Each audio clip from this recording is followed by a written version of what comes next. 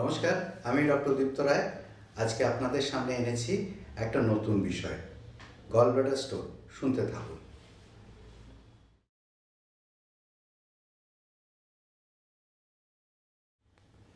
Routine check up করতে গেছেন, ultrasonography করেছেন, হেলথ চেক আপে ধরা পড়লো একটা গলব্লাডার স্টোন।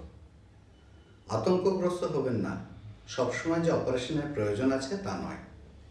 যদি একটা সাইলেন্ট স্টোন, অর্থাৎ যেটার জন্য আপনার কোনো সমস্যা হচ্ছে না, যেমন ব্যথা যন্ত্রণা হচ্ছে না, যেমন জন্ডিস হয়নি, যেমন খাওয়া দাওয়ার বা হজমের কোনো সমস্যা হচ্ছে না, সেক্ষেত্রে কি করা উচিত?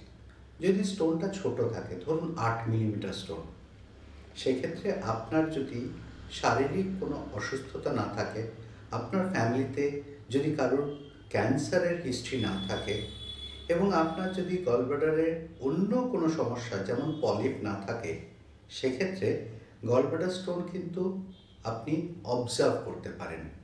মানে নিজে নিজে নয়, ডাক্তারের কাছে যেতে হবে, তার সঙ্গে যোগাযোগ রাখতে হবে এবং আলট্রাসোনোগ্রাফি করে নজর রাখতে হবে স্টোনটা কেমন বাড়ছে, নাকি কোনো সমস্যা হলো কি না।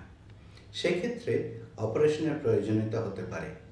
এক কথায় বলতে গেলে গলব্লাডার স্টোনের একমাত্র নিরাময় কিন্তু গলব্লাডার অপারেশন, যেখানে খারাপ হয়ে যাওয়া গলব্লাডার স্টোন শুদ্ধ বাদ দিয়ে দেওয়া হয়।